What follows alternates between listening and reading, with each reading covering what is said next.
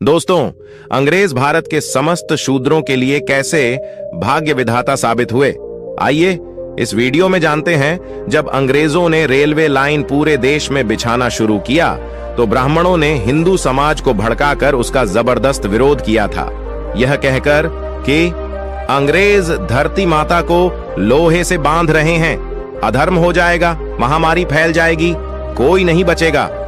कई जगहों पर दिन में लाइन बिछाई जाती थी और रात को उखड़वा दी जाती थी। कहीं कहीं तो धार्मिक भावना भड़काकर देवी देवता की मूर्ति स्थापित कर लाइन उखाड़कर रातों रात मंदिर बनवा देते थे। यदि आपको इसका आज भी प्रमाण देखना है तो गाजीपुर जिले में दिल्ली कोलकाता रूट पर दिलदार नगर जंक्शन स्टेशन पर उखाड़ी लाइन पर ही शायर माई का रातों रात मंदिर बनवा दिया था।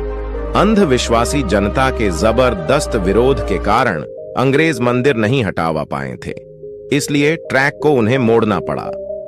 आज भी दो ट्रैक के बीचों बीच यह मंदिर मौजूद है।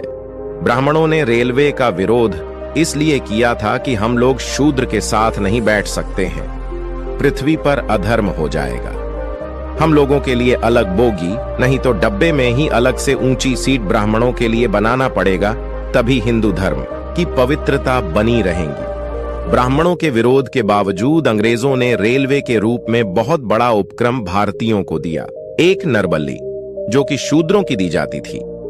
अंग्रेजों ने इसे रोकने के लिए 1830 में कानून बनाया था। 2 ब्राह्मण जज पर रोक। सन 1919 ईस्वी में अंग्रेजों ने ब्राह्मणों के जज बनने पर रोक लगा दी थी। अंग्रेजों ने कहा था कि इनका चरित्र न्यायिक नहीं होता है।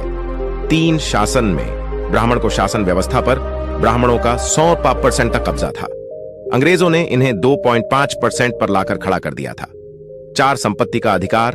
अंग्रेजों ने अधिनियम 11 के तहत शूद्रों को 1703 ईस्वी में संपत्ति रखने का अधिकार दिया था। 5 देवदासी प्रथा अंग्रेजों ने ही बंद कराई। इस प्रथा में यह होता था कि शूद्र समाज की लड़कियां मंदिरों में देवदासी के रूप में रहती थीं। पंडा पुजारी उनके साथ छोटी उम्र में बलात्कार करना शुरू कर देते थे और उनसे जो बच्चा पैदा होता था उसे हरिजन कहते थे। 6 नववधू शुद्धिकरण प्रथा। सन 1819 से पहले किसी शूद्र की शादी होती थी तो ब्राह्मण उसका शुद्धिकरण करने के लिए नववधू को 3 दिन अपने पास रखते थे, उसके उपरांत उसको घर भेजते थे। इस प्रथा को अंग्रेजों ने 1819 ईस्वी में बंद करवाया। 7 चरक पूजा अंग्रेजों ने 1868 ईस्वी में बंद कराई। इसमें यह होता था कि कोई पुल या भवन बनने पर शूद्रों की बलि दी जाती थी। 8 गंगादान प्रथा। शूद्रों के पहले लड़के को ब्राह्मण गंगा में दान करवा दिया करते थे, क्योंकि वह जानते थे कि पहला बच्चा हृष्ट पुष्ट होता है, इसीलिए उसको गंगा में दान करवा दिया करते थे। अंग्रेजों ने इस प्रथा को रोकने के लिए 1835 में एक कानून बनाया था। 9 कुर्सी का अधिकार शूद्रों को अंग्रेजों ने 1835 ईस्वी में कुर्सी पर बैठने का अधिकार दिया था। इससे पहले शूद्र कुर्सी पर नहीं बैठ सकते थे। 10 शिक्षा का अधिकार अंग्रेजों ने सबके लिए शिक्षा का दरवाजा खोले।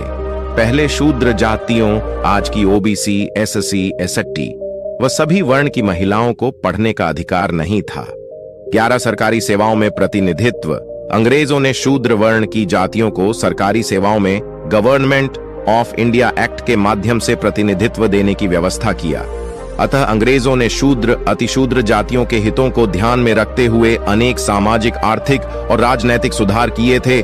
First India act, second India act, अंत में संविधान को बनवाने में अंग्रेजों की काफी अहम भूमिका रही थी। महात्मा ज्योतिबा फुले ने तो यहां तक कह दिया था कि शूद्र अतिशूद्र के लिए अंग्रेज भगवान बनकर आए हैं। दोस्तों, अगर वीडियो पसंद आया हो तो चैनल को सब्सक्राइब कर दे और लाइक कर दे और शेयर करें। आपका दिन शुभ हो। जय भीम।